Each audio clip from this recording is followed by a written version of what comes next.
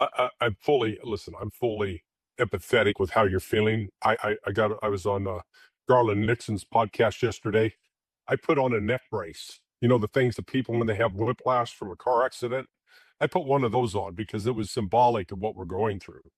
One moment, Trump says he's going to quote bomb the shit out of Iran, and then the next moment he's like, "Hey, all we're saying is give peace a chance." You know, he goes from being Dr. Strangelove to becoming John Lennon, and um, this process has been shepherded by Pakistan. They've been at the center of it, and the information that Pepe and Ike were given, it's turning to track to um, prove to be true. Um, the Pakistanis the other day were talking about walking away, but they didn't. Qatar got involved.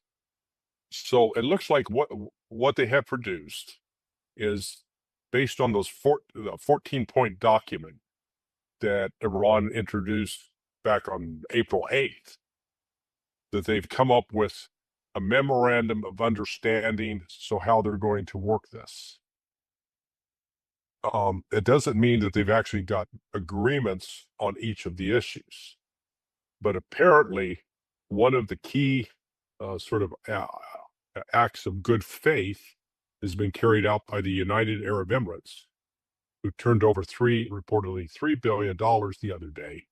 You know, when I heard first of that report, I was skeptical, but there's another report out now saying they're going to turn over like a total of $20 billion, and this $3 billion was the first of that tranche. So Iran is they're seeing some money, because one of their red line demands was you've got to have the unfreeze the assets. The the other sort of their other four more fundamental demands that they absolutely insist on: the lifting of the sanctions, the recognition of Iran's control or sovereignty over the Strait of Hormuz, lift the blockade by the United States, and a permanent ceasefire in Lebanon. Get the Israeli troops out and actually withdraw the Israeli forces from Gaza as well. So there's no sign that Iran's backed off of that. It's just now a question of at what point in the process does that come to the forefront.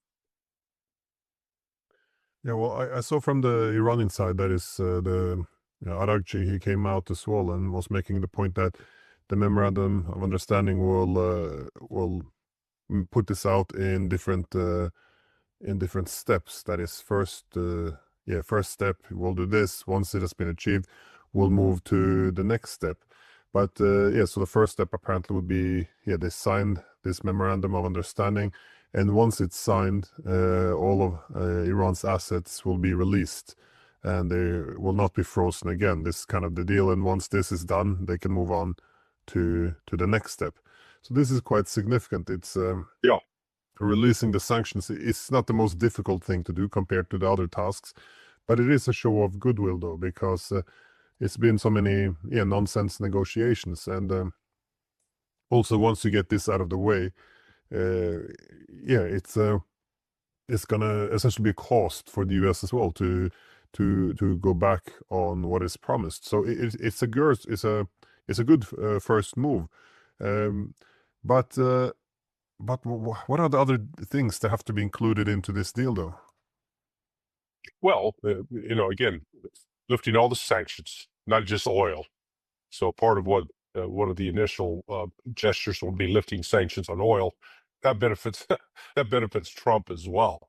Helps get some more oil out of in the market, but ultimately get all of the sanctions lifted, lift the U.S. blockade, and then I think the real stumbling block is going to be Israel. Israel's going to have to leave Lebanon and leave Gaza. Now, if left up to them,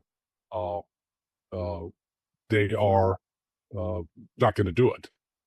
But Trump has the leverage in terms of saying, okay, we're going to cut off all aid to you, and you're going to be on your own. That will motivate Israel to come around. But I candidly don't think Trump's willing to play that hard with them.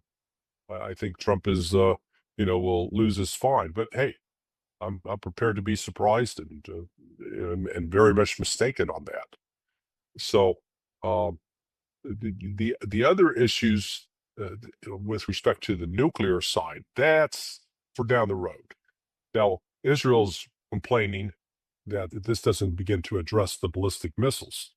And candidly, I don't think Iran's going to allow ballistic missiles to even be put on the agenda, because apart from controlling the Strait of Hormuz, that's their other ace in the hole, or their other trump card, so to speak.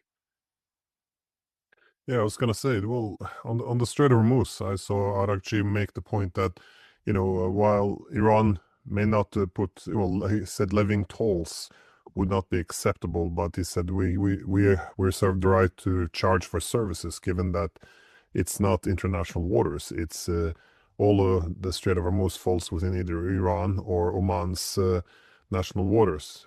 Correct. On the nuclear deal, though, I mean, once Trump begins to make the point that we'll get a deal so Iran can't have a nuclear weapon, this introduces some optimism for me, because if he starts to frame the conflict as preventing Iran from getting a nuclear weapon, then a deal can be made, because Iran's made it clear it doesn't need a nuclear weapon. So at least in that area there's some flexibility. So if Trump wants to claim victory, this is essentially what he wants to Right. gamble on, because if he sets the goal of opening, having the Strait of Hormuz act as treated as if it's international waters, then he can't have a victory. My concern, though, is what you hinted towards there, though, which is the ceasefire in Lebanon and Gaza. That is, that has to be included into the ceasefire. Well, I'm assuming that Israel will do anything, well, everything in its power to disrupt this this peace negotiation. So, if Clint, are you a cynic? slightly so, yeah, but this isn't the courtyard. Well, this isn't the for the Israelis, though. I mean, Yeah. Lebanon, Gaza, by having this in the deal, they can essentially veto it anytime they want by massacring people there. Or don't forget false flags. So Israel would carry out something to make it look like Iran violated the agreement, that Iran attacked one of its neighbors. Uh, it's been fascinating this week watching Iranian restraint. Yet, I don't know if you've picked this up, but I think it was on the Tuesday or Wednesday strikes by the United States that we saw the first evidence of Iran's upgraded air defense system. Because it reported they took down 5 Tomahawk missiles during the strike on Bandar Abbas. They hadn't done that before, and they also engaged an I think it was an F-16, again with the ground. The air defense system lit it up. F-16 knew it was going to be engaged, and it bailed out real quick. So that's clear assistance from China and Russia that have upgraded them on that. Then the targeting, their retaliatory strikes, they were not massive, but they were incredibly precise. And I know, and I have some information with respect to one of those, that it was extremely damaging to U.S. I'll call it U.S. strategic capabilities. In other words, the U.S. ability to, if they were launching intercontinental ballistic missiles, that my understanding is whatever was taken out in Bahrain was a critical, uber expensive component. And the feeling I know on the U.S. side was the only way that could have been targeted was with Chinese and Russian assistance. Similarly, on this very last strike, they hit another radar that was in Bahrain and took it out. So then they were hitting precise targets at the Mawafaq al-Salti Air Base in Jordan, and reportedly damaged F-35s, F-15s, and F-16s, as well as maybe an E-8 Prowler. So, Iran's got to be feeling a little more confident from a military standpoint that they were not just getting beat up with no response. And what I'm seeing right now, we're not seeing any of the signature activities you would expect to see from the United States militarily if they were planning additional airstrikes. So, right now we're at, let's see, going to be 5 o'clock here. So that's, so it's about 1 o'clock in the morning, 1:30 in the morning over in Iran. And uh, usually this is the time when U.S. Military strikes are lighting off, and we're not seeing anything. So that says that in fact, these talks, they are real, and the negotiations are genuine. They're not just a facade.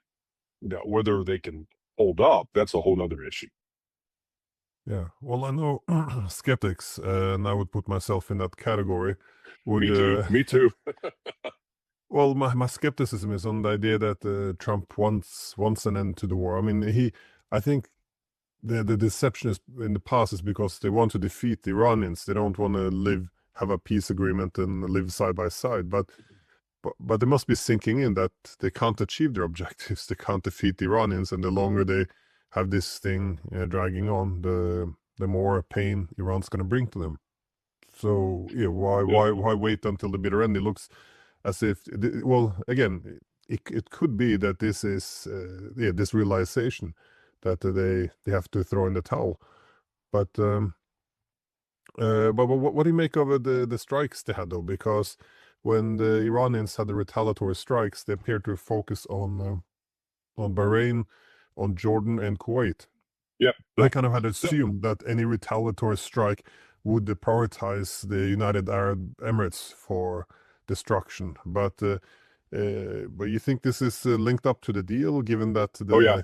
they just handed over a few billions? I mean, is this one of the steps the Iranians showing that they will cease all hostilities if they, show some reciprocity? Yeah. Yeah. I mean, UAE is like, they're like the most obnoxious relative at the table. You want to punch them in the face. They have been consistently siding with Israel until recently, and they were quick to come out and condemn Iran for retaliating for having been attacked. However, Monday, that delegation from the UAE went to Tehran, and I think for the UAE, it's an economic calculation. They've really taken a beating in the course of this war. Now 105 days old, 106 days old. They've suffered significant economic damage and are looking to get back into business. They've got that free trade zone, Jebel Ali, that has just been shut down, dead for the entire duration of this war. So reportedly, they're playing a critical role in returning some of the frozen assets.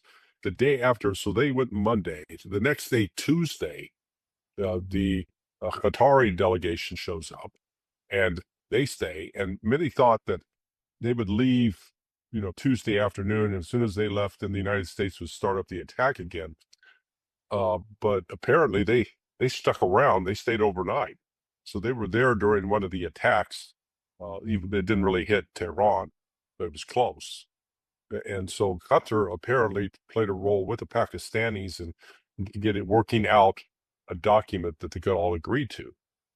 The other thing that's going on behind the scenes that Pepe and I, Escobar and I have been told, and I believe it's true, is that Pakistan is also negotiating with Qatar and Saudi Arabia and helping them plan their escape from being under the control of the United States, or separating themselves from being a host for U.S. military personnel. And that is an interesting, in the 14-point document that Iran presented to the United States, one of the points was that the United States withdraw its military personnel from around Iran. Whether they'll get that or not remains to be seen, but we have seen reluctance, let's call it no enthusiasm on the part of the Saudis or Qataris to allow their bases to be used by the United States, but specifically they're not allowing Israel to overfly their territory at all. So that that's put some, I guess, brakes on what the Israelis could do in terms of engaging militarily.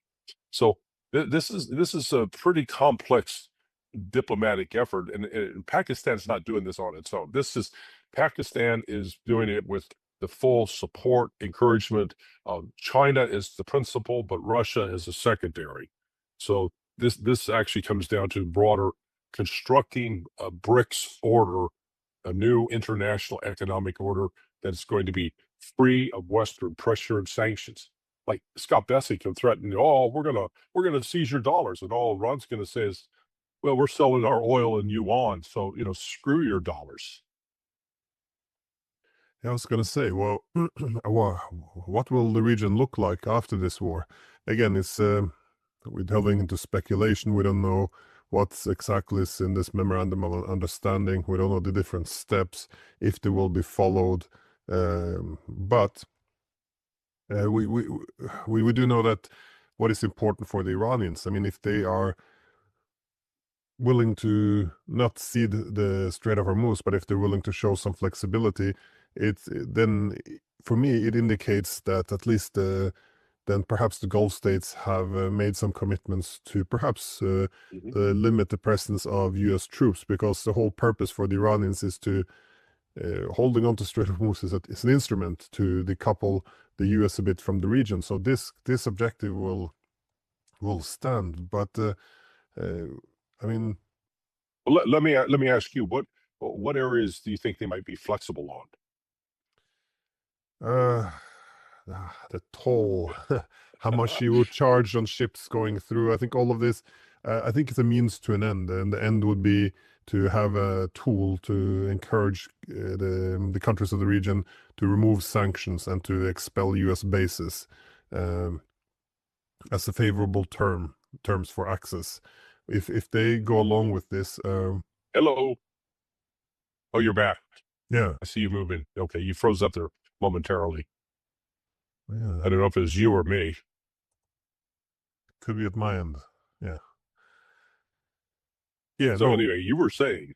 no, yes, I was saying, well, I was saying, I assume that if they're willing to be less strict on what they charge going through the Strait of Hormuz, how they're gonna run it, essentially, it's because they're getting other guarantees that the U.S. will reduce their presence. I'm just thinking, how do you see the region forming though after this war? Because a lot of things have changed. Iran extended its security guarantees to, or it's extended its deterrence to Lebanon. We see, the U.S. will be out of its mind to try to attack Iran again. This has been a very painful experience. But how much do you think Iran's position in the region will change as a result of this? Well, actually, I think Iran would be a bit of a moderating influence. I mean, let's be candid about the Gulf Arabs. They're like a bunch of nasty high school girls. There's that movie, The Mean Girls. So, okay, 7 years ago, you got Saudi Arabia and the United Arab Emirates. They're mad at Qatar. Oh, and they try to impose an embargo. Why? Because Qatar was having relations with Turkey and was supporting Hamas. Okay, then let's jump 2 years ago. Now all of a sudden, it's the Saudis mad at the Emiratis and threatening to go to the war. And then you got, so it's just, they've had these so-called Gulf Arabs are not united at all. I mean, they've been getting pissed off at each other over just some of the most ridiculous things. And the irony was, when the Saudis and Emiratis were going after Qatar, who was the one country that came to the aid of Qatar? Iran. So Iran has been careful on its diplomatic efforts, and I think with strong encouragement from both Russia and China. So it was now 2 years ago, maybe three, that Saudi Arabia and Tehran basically they repaired, because I mean they had been at odds. They'd been fighting a proxy war in Yemen with Iran backing the Houthis and Saudis backing the government, the regular government. But anyway, they bridged that gap. So they settled that difference. And what what Pakistan is also doing with, again, with the encouragement of China. We can't ignore China is the hidden, I don't want to call them the puppet master here, but they're talking to Egypt, Turkey, the Saudis, Iran, and with Pakistan forming a new military, if you will, a NATO style organization for that region. And this becomes, it's gotten especially interesting this week with Israel's verbal attacks and threats on Turkey and getting in, just getting in a proverbial old pissing match with Erdogan. And, the only one who's got as big an ego as Donald Trump is Erdogan. And so, he didn't take kindly to that. And I'm sitting there trying to figure out what are these Israelis thinking? Here, this guy controls a major source of their oil. He could cut it off in a heartbeat, and instead they're threatening them that we're going to attack you and destroy you. Color me surprised. So that's where I think that this proposal from China through Pakistan that these countries come together to form a defensive alliance against Israel is something that's starting to resonate. So I think we could see that, and that's going to and Israel's position will be, at least from the standpoint of public support in the United States, will be much more vulnerable. They're not going to have the reflexive support, and even if they succeed in getting themselves completely insinuated into the National Defense Authorization Act, the Section 224 and Section 622, they're trying to basically, like a tick or a parasite, embed themselves in the host so that they'll never be subject to any kind of political controversy coming down the line. So I see the military effort increase among those countries, as well as levels of economic cooperation. I mean, frankly, Qatar's got some years of rebuilding to do ahead of itself because of the damage it suffered early on in this war. I'm not sure how much physical damage Saudis have took or encompassed. Bahrain will probably become part of Iran again, and Kuwait, we could see it get folded back into Iraq. So there'll be some changes, I think. Yeah, I've been looking at Kuwait as well. Its continued independence is highly questionable. Well, one of the reasons we don't know too much about this memorandum of understanding and the possible deal that will follow is there's been encouragement, to keep the media quiet. And I was wondering, how do you read this? Is this for people not to oversell the story or have in order to essentially create the wrong expectations to sabotage it? I mean, it looks like the concern for sabotage is on all sides, to be honest, because one often looks at the American side.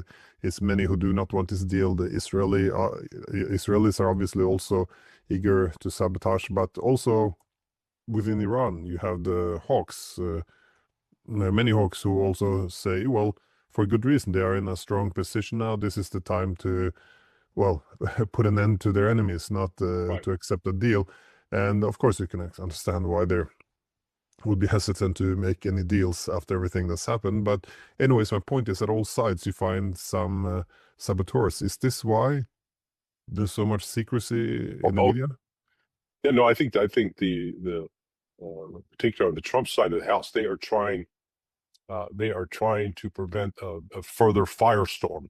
There was all the social media influencers that are paid for by the Israeli government.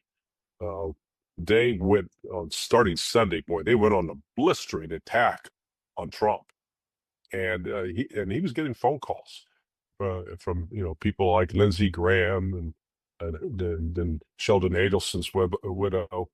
Um, and he succumbs to that pressure. But I think right now he's also another element. I meant to mention this earlier is the oil company executives reportedly went in to brief Trump, and they said, "Oh my God, uh, this is going to be terrible." Um, the headline was.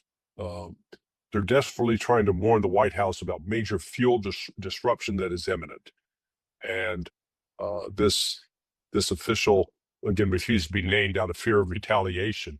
But this is the potential for real economic chaos in the United States is scaring Trump as well. And so he's caught between, okay, if he gets this war, gets at least some sort of peace in place with Iran, and can take credit for saying, hey, Iran's promised they're not going to have a nuke, which that's been Iran's position all along, then he can take a victory lap with that without, people pointing out, you got something that's weaker than JCPOA, but okay, you got take it as a victory. So he can then try to get the world, it's not just oil, it's liquid natural gas, urea and sulfur and helium, get all of that back into some sort of order, hoping they can restore it. And it's going to take minimum of 3 months and maybe much longer if they actually get an agreement within the next 3 or 4 days that endures. But you're correct, Glenn. I've already seen headlines